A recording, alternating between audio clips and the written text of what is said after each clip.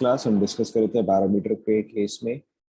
Last class we were discussing कि अगर barometer का आप पोजीशन चेंज करते हो या अगर आप बैरोमीटर का ओरिएंटेशन चेंज करते हो तो इन दैट केस इसके अंदर का जो एयर गैप होता है वो किससे से चेंज होता है। Okay, so will just discuss a couple more questions on this. Simple simple questions हम डिस्कस करेंगे बट आपको कॉन्सेप्ट समझ में आ जाएगा। Now let's take maybe one more example. let's say let's say कि you have a barometer. Let's say कि you have a barometer which is something like this. This is, let's say, 4 centimeter. Okay, this is, let's say, 4 centimeter, 4 centimeter of hg. इसका length हम ले लेते हैं। What length do you want to take, बताओ।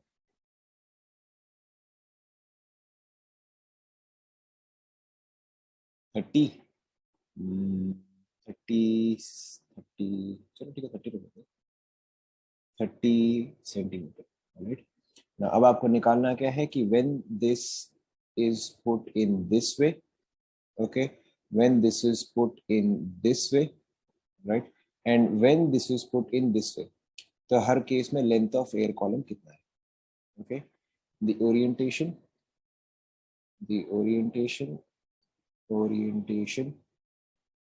of barometer is changed. Find the pressure of gas,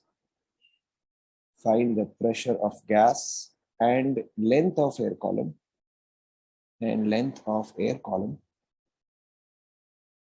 in each case.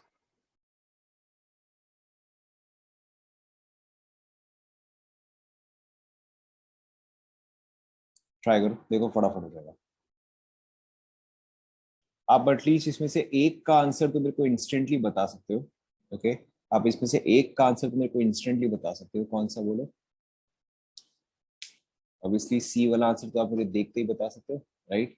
सी वाले का internal gas pressure कितना आएगा बताओ। सी वाले का गैस प्रेशर कितना आएगा। सी वाले का pressure of gas would be, यहाँ पे जो प्रेशर गैस एक्सर्ट कर रहा है that would be P of gas. C वाले का pressure of gas, not length of air column, pressure of gas C वाले में ऑब्वियसली 76 आएगा। And length of air column कितना आएगा सी वाले में। करेक्ट, 30 आएगा। ऑलराइट, सो ये क्वेश्चन बाकी के दोनों बिट्स आपको कंप्लीट करो। So this is A B C, या फिर ए बी सी आप कंफ्यूज हो जाओगे, one two three. Correct, pressure of gas and length of air column. So third वाला तो बहुत ही ऑब्वियस है, pressure of gas is 76, length of air column is 30। बाकी के दोनों आप लोग कंप्लीट करो।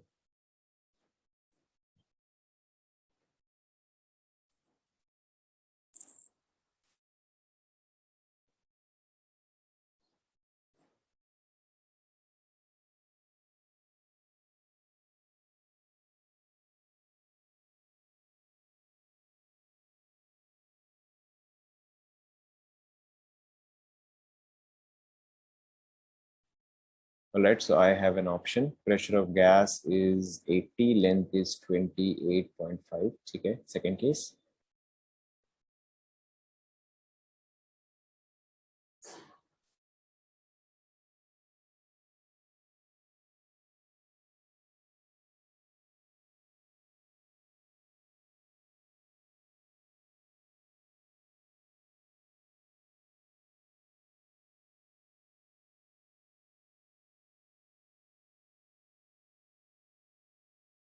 हो गया सेकेंड बिट। सेकेंड बिट में बस आपको प्रेशर ऑफ गैस ही समझना है। अगर आपको प्रेशर ऑफ गैस समझ में आ गया तो बाकी का सब सिंपल ही है। सेकेंड बिट में प्रेशर ऑफ गैस कितना आएगा।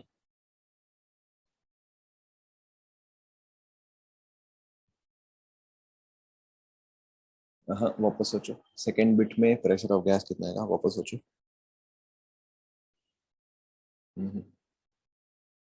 सी सेकेंड बिट में आपको क्या समझना है कि now this is pressure of gas, this is mercury and this is air. So basically air अब मर्क्यूरी एंड गैस को दोनों का हैंडल कर रहा है. अब आप बताओ.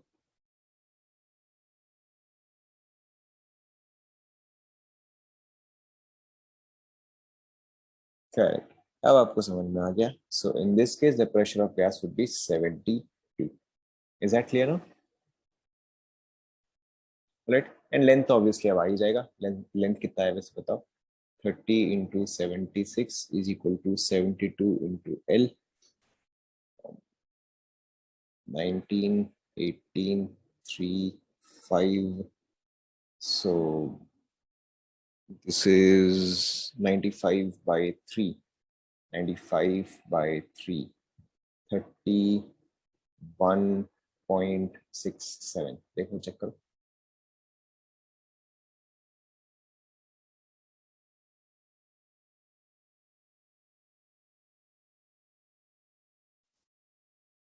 Is this clear?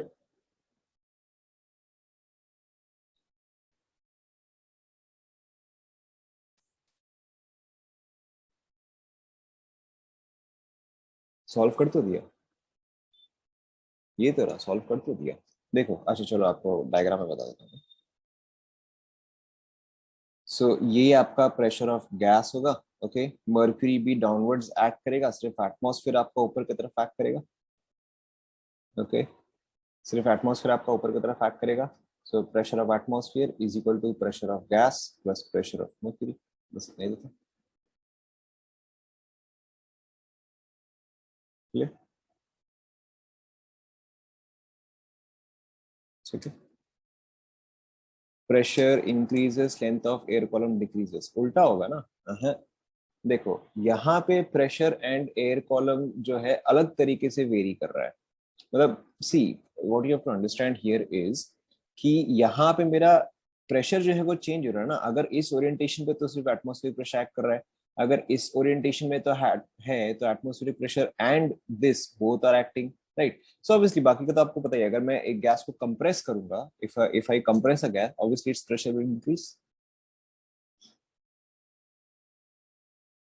क्लियर? अगर मैं प्रेशर को इंक्रीज करूंगा तो ऑब्वियसली वॉल्यूम डिक्रीज करेगा. ये तो हमने एकदम सबसे पहले पढ़ा था. हमने सबसे पहले एकदम बॉयल्स लॉ में पढ़ा था. Clear? All right. Now, and there is one more type of question that we need to do. Now, हालांकि ये पर्टिकुलर जो हम next question. Now, okay, so जो आप मेरे को बार बार क्वेश्चन पूछ रहे हो कि effusion depends on surface area. Obviously, effusion जो है वो डायरेक्टली surface area पे डिपेंड करता है. अगर होल बड़ा होगा तो गैसेस भी फास्टर एस्केप करेंगे. राइट. बट उस केस में वो फॉर्मूला आपके लिए जरूरी नहीं है. Okay. There is a particular formula for it, but that formula is not required for you. Now let's continue. The next type of question that we have to cover is payload. Now इस चीज को वैसे तो आप detail में physics में पढ़ोगे. इस चीज को वैसे तो आप डिटेल में फिजिक्स में पढ़ोगे. But still then we'll just do a very simple question. Now आप सभी को आर्किमिडीज प्रिंसिपल तो याद होगा. Yes, no. In your own words, what is Archimedes principle? In your own words. क्या है बताओ. Correct. It is basically law of buoyancy, or it states that the upward force experienced by a body, right? It is the upward force experienced by a body immersed in a fluid is equal to weight of fluid displaced by it. ध्यान में आ रहा है? ठीक है. यानी कि अगर suppose करो मेरे पास एक काफी बड़ा कंटेनर है. Okay. Let's assume that I have a big container. Okay. And if I put a substance here. Now ये सब्सटेंस जितना वॉल्यूम ऑक्यूपाई कर रहा है. ओके. ये सब्सटेंस जितना वॉल्यूम ऑक्यूपाई कर रहा है, let's say that it has displaced for example 5 liters of liquid. Okay. ये जो भी लिक्विड में डिसॉल्व है, it displaces 5 liters of liquid. तो 5 liters ऑफ लिक्विड का कुछ भी एक मास होगा. Okay. Let's say that its mass is 3 kg. Now obviously I should be discussing in terms of force, but फिलहाल हम chemistry में. Now let's say that जितना mass उसने displace किया that is of let's say 3 kg. तो यानी कि इसको जो upward buoyant force लगेगा वो किस चीज के proportional लगेगा? वो 3 kg के proportional लगेगा. Yes or no? Obviously I know force and mass, but we are in chemistry. So सो यहाँ पर देखो क्या लगेगा कि जितना भी वेट ऑफ लिक्विड डिस्प्लेस हो रहा है उतना ही आपका अपवर्ड फोर्स लगता है, right. So what that means is, अगर मैंने 3 kg ऑफ लिक्विड डिस्प्लेस किया है एंड अगर मैं उसको 3 kg ऑफ सम अदर मटेरियल से रिप्लेस कर दूं, तो मेरा initial and final exactly same रहेगा, कैसा no? If I remove 3 kg of liquid and replace it with 3 kg of whatever other material, it means that it will remain exactly the same. Okay. Now understand it in this way कि अगर suppose करो मैंने same चीज 3 kg of liquid मैंने out किया, okay, 3 kg of liquid की जगह मैंने एक बॉक्स रखा और बॉक्स के अंदर मैं और सामान रखने वाला हूँ, ओके, मैंने एक बॉक्स रखा और बॉक्स के अंदर मैं और सामान रखने वाला हूँ, right. Now let's say that the box itself has a weight of 1 kg, right, the box itself has a weight of 1 kg। तो मैं इसके अंदर और कितना एडिशनल सामान डाल सकता हूं कि चीज बराबर ही रहे, correct. So I can put an additional of 2 kg। क्या ये आप सभी को समझ में आया? Okay, this is what is exactly payload. Okay, इसी जिसको हम पेलोड बोलते हैं। पेलोड का मतलब क्या हुआ, आप कितना सामान कैरी कर सकते हो जो कि यूजफुल है, ठीक है, या जो कि उस बॉक्स के अलावा जो भी आप बाकी का वेट कैरी कर सकते हो, that is basically your payload. Is the concept clear to everyone? अब कैलकुलेशन कैसे करते हैं उसमें हम 1 मिनट में आएंगे, but is the concept clear to everyone? Alright, now let's take the example of a weather balloon. Alright, जैसे जिसपे कि आपको मोस्ट कॉमनली क्वेश्चन आता है कि the question of a weather balloon. Alright, ना उस पे देखो आपको क्या दिया रहेगा कि एक वेदर बलून का कुछ ऐसा शेप एंड साइज होगा। Alright, a weather balloon would have the shape and size something like this. ये इसका कैरी बास्केट होगा जिसमें कि सारे इंस्ट्रूमेंट्स होंगे, right. Now this is displacing the atmosphere. Okay, this is displacing the atmosphere. Let us assume for a second कि भाई उसने 200 kgs ऑफ एटमॉस्फेयर डिस्प्लेस किया। फॉर एग्जाम्पल मैंने रैंडमली यहाँ पे वैल्यू बोल दिया, लेट्स अज्यूम कि इसने 200 kgs ऑफ एटमॉस्फेयर डिस्प्लेस किया, okay, which means that I can replace this with 200 kg of weather balloon, yes और no? Okay, now let's say कि इसके अंदर जो मैंने गैस फिल किया, नाउ वेदर बलून को हम टिपिकली क्या करते हैं, we typically fill it with lighter gases, yes और नो? लेट्स से कि मैंने इसको जो गैस के साथ फिल अप किया दैट वाज 30 kg, ओके, जो वेदर बलून है प्लस जो इंस्ट्रूमेंट्स है, okay, that is let's say an additional 20 kg। सो अब मैं और एडिशनल पेलोड कितना लेके जा सकता हूं बताओ? Correct, so I can use a total of 200 kg, मैंने उसमें से 50 kg यूज कर लिया है, so my payload would very simply become 150 kg। क्या कॉन्सेप्ट सभी को समझ में आया?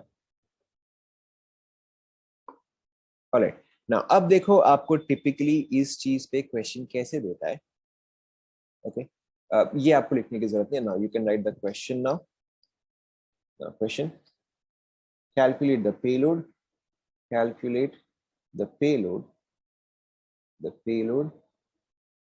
if a balloon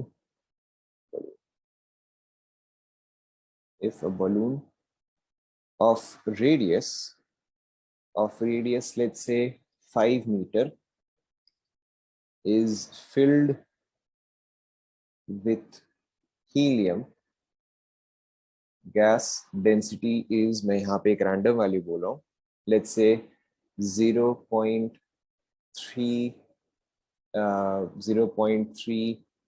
gram per liter, okay, with gas helium density is 0.3 gram per liter, given weight of balloon, given weight of balloon is equal to let's say 12 kg, okay, मैंने यहाँ पे again randomly value दे दिया, and given weight of balloon is 12 kg and density of air is equal to let's say 1.5 gram per liter, okay, मैंने बहुत ही randomly values दिया है, पहले आप क्वेश्चन को लिख लो।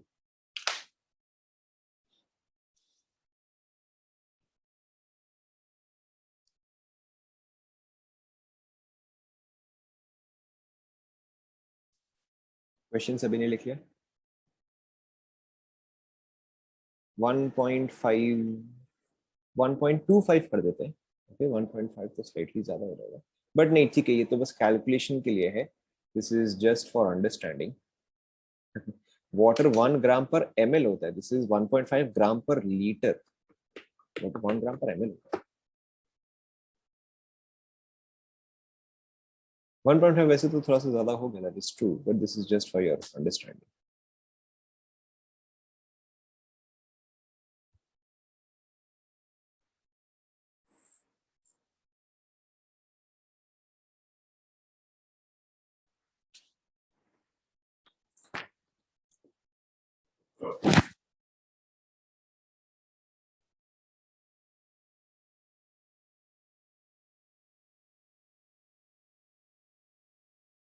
क्वेश्चन सभी ने लिख लिया?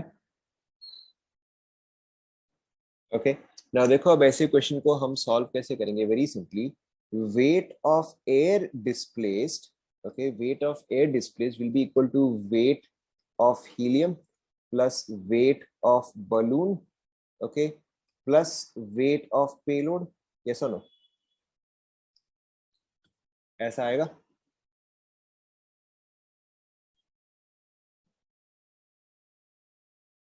बताओ ये चीज समझ में आया कि नहीं आया?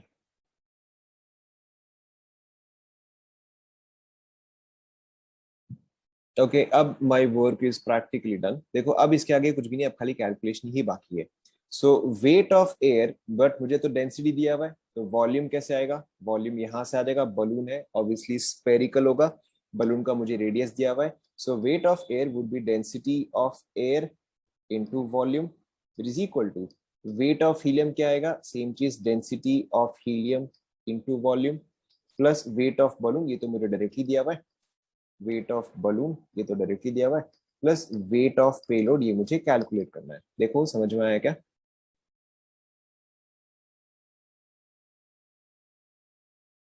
समझ में आया? Okay, now let's try to solve this, let's try to solve this. देखो कुछ खास डिफिकल्ट है नहीं है, बस आपको यूनिट्स का ध्यान रखना है, क्योंकि देखो यहाँ पर आपको केजी में दिया हुआ है और यहाँ पर आपको ग्राम में दिया हुआ है, right? So just keep in mind the units.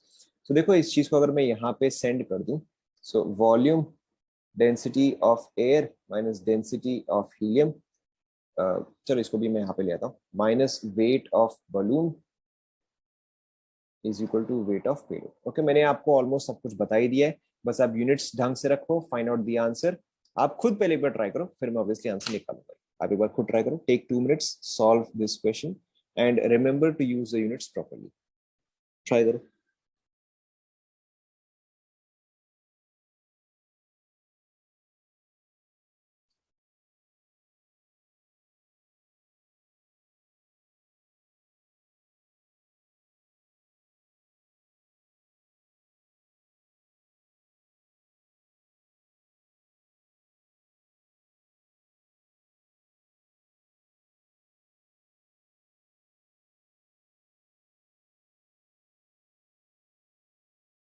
खुद से सॉल्व करो, देखो, take 2 minutes, solve it.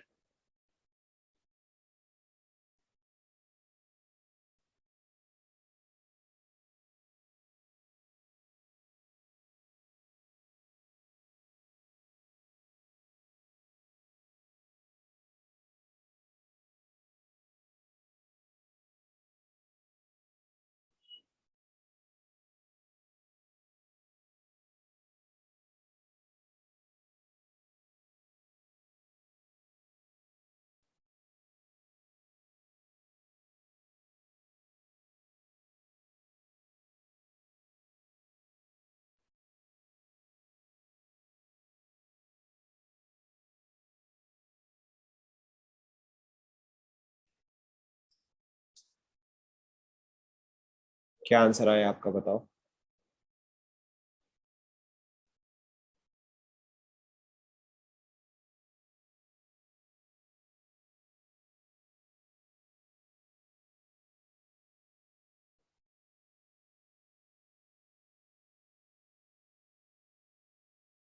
Very complex answer, ऐसा भी तो नहीं आना चाहिए। किसी और का क्या आंसर आ रहा है, बताओ? नेगेटिव? आप लोगों ने यूनिट्स ढंग से रखा, या वेट ऑफ बलून ने ज्यादा दे दिया? क्या आप लोगों ने यूनिट्स ढंग से रखा? चलो ठीक है, देख लेते हैं, let's check. So volume is 4 by 3 pi r cube. Okay, I have one answer, 616.56 kg. Okay, anybody else? चलो ठीक है, since I have getting an answer. Weight और volume ज़्यादा है, चलो ठीक है देख लेते हैं. So volume is obviously 4 by 3 pi r cube, that is 5 का cube, but 5 यहाँ पे मीटर में है. Okay, 5 is in meter. So इसको लीटर में कन्वर्ट करने के लिए मैं क्या करूँ? 1000 से मल्टीप्लाई कर दूँ. Okay, I can multiply it with 1000. And ये तो देखो, ये तो आपका सिंपल सा है. ये 0.3, ये 1.5, डिफरेंस कितना गया? 1.2. सो 1.2, दिस इज इन ग्राम पर लीटर. ओके, ये अब लीटर में आ गया, ये भी अब आपका लीटर में आ गया. Minus weight of balloon, this is 12 kg. This is kg, this is gram. So यानी कि मैं इसको क्या करूं, मैं इसको 1000 से डिवाइड कर दूं. ओके, अब ये भी मेरा kg में आ गया. देखो चेक करो.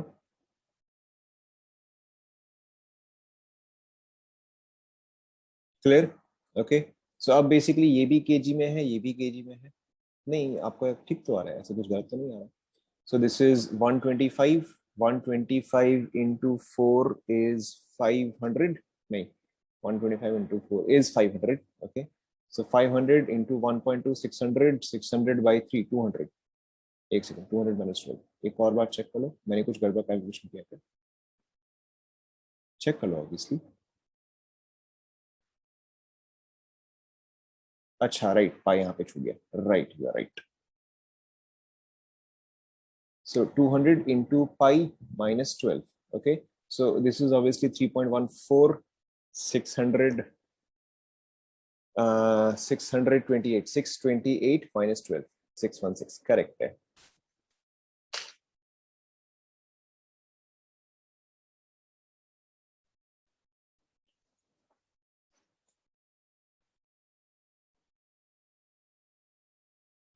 चेक करो.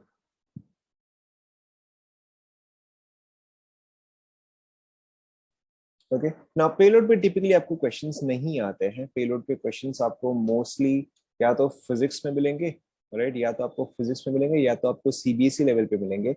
आई have at least never seen questions in mains level और advance level, at least in chemistry. Physics में आपको ऑब्वियसली मिल सकते हैं, बट केमिस्ट्री में आपको इसके मिलने के चांसेस बहुत ही लो है. ओके, एंड विद दिस आपके गैस लॉज का पूरा सिलेबस खत्म होता है. Okay, with this, gas laws is done. At this point of time, you can attempt absolutely any question. With this, you can attempt absolutely any question, any book in gas laws. Okay. Now, इसके अलावा you can obviously complete NCERT. You can complete DPPs. Stage मैंने आपको अभी तक नहीं भेजा है. And you can complete previous year questions. Apart from that, you can also obviously complete RC Mukherjee. Is that clear?